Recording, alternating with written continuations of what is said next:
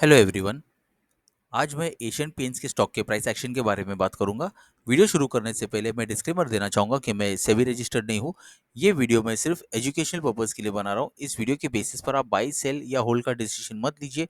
आप अपना रिसर्च खुद कीजिए। ये कोई इन्वेस्टमेंट एडवाइस नहीं है और किसी भी स्टॉक में इन्वेस्ट करने से पहले आप हमेशा अपने सर्टिफाइड फाइनेंशियल एडवाइजर से कंसल्ट जरूर कीजिए। मैं बाई सेल या होल्ड का रिकमेंडेशन नहीं दे रहा हूँ और ना ही मैं कोई ओपिनियन एडवाइस या सजेशन दे रहा हूँ। तो देखते हैं स्टॉक कैसे बिहेव कर रहा है। ये वीकली टाइम फ्रेम का चार्ट मैंने खोला हुआ है। तो ये जो कैंडल है इसका वीकली का क्लोजिंग होगा कल फ्राइडे के दिन। तो देखते हैं स्टॉक कैसे बिहेव कर रहा है। ये देखिए स्टॉक यहाँ एक जोन में ट्रेड कर रहा है। सबसे पहले ये देखिए एक पैटर्न के अंदर ही ट्रेड कर रहा है स्टॉक। एक ये ऊपर से ये रेजिस्टेंस है वीकली टाइम फ्रेम का। ओके, ये रेजिस्टेंस और ये इसका सपोर्ट बना देता हूँ। एक यहाँ से ये एक सपोर्ट का काम कर रहा है स्टॉक के लिए। एक ये लाइन है। ओके, ये ट्रेंड लाइन देखिए स्टॉक एक यहाँ पर सपोर्ट ले रहा है। ओके, देखिए अभी कल फ्राइडे है तो अगर स्टॉक यहाँ से अगर सपोर्ट लेता है, यहाँ से अगर बाइंग आता है स्टॉक में, तो फिर स्टॉक फिर से ऊपर जा सकता है। ठीक है, जैसे कि जब भी स्टॉक यहाँ पर आया है इससे पहले भी स्टॉक ऊपर गया है। ये देखो यहाँ से भी स्टॉक ने सपोर्ट लिया ऊपर गया, इधर से भी सपोर्ट लिया ऊपर गया। ठीक है, फिर और कोई सपोर्ट आ रहा है कि ये देखते हैं। ओके, एक यहाँ से ले लेते और लाइन देखिए ये भी एक सपोर्ट का काम कर रहा है स्टॉक के लिए। ये देखिए जब स्टॉक यहाँ पर आया सपोर्ट लिया ऊपर गया, सपोर्ट लिया ऊपर गया। यहाँ पे भी जब ये ट्रेंड लाइन को स्टॉक ने तोड़ा फिर यहाँ से सपोर्ट लिया स्टॉक ऊपर गया। ओके, इसके अलावा कुछ है क्या ये भी देखता हूँ। एक ये भी, इसे भी कनेक्ट कर लेता हूँ।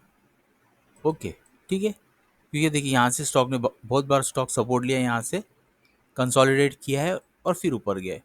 ओके, तो अभी देखिए अगर स्टॉक इन केस अगर स्टॉक यहाँ पर सपोर्ट नहीं लेता है, इसे ब्रेक कर देता है। सोचिए कल फ्राइडे है, फ्राइडे को अगर इसने ब्रेक कर दिया तो फिर स्टॉक यहाँ तक आ सकता है। यहाँ पर भी ये एक सपोर्ट का काम कर सकता है स्टॉक के लिए। और इन केस स्टॉक ने ये ट्रेंड लाइन पे भी अगर सपोर्ट नहीं लिया नेक्स्ट वीक में या किसी भी हफ्ते में, उसके बाद के हफ्ते में अगर नीचे गिरने के बाद यहाँ पर अगर सपोर्ट नहीं लेता है, अगर ये सपोर्ट भी तोड़ता है, फिर स्टॉक यहाँ तक ये एक सपोर्ट तक यहाँ तक भी आ सकता है।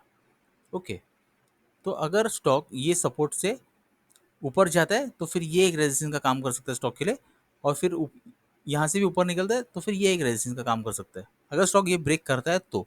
इसके अलावा कोई सपोर्ट है ये देखने दो। ओके, अगर स्टॉक इन केस ये सपोर्ट भी तोड़ देता है, अगर नीचे आ रहा है तो हाँ, अगर नीचे गिरता है तो फिर ये एक सपोर्ट का काम कर सकता है। मैं ऐसे नहीं बोल रहा हूँ कि मैंने ये बनाया तो स्टॉक नीचे तक ही आएगा, लेकिन ये एक्सपेक्टेड मैं सपोर्ट बता रहा हूँ ये प्राइस एक्शन के बारे में। अगर स्टॉक गिरता है नीचे किसी भी रीजन के लिए तो फिर ये सपोर्ट, ये एक्सपेक्टेड सपोर्ट काम कर सकते हैं स्टॉक के लिए।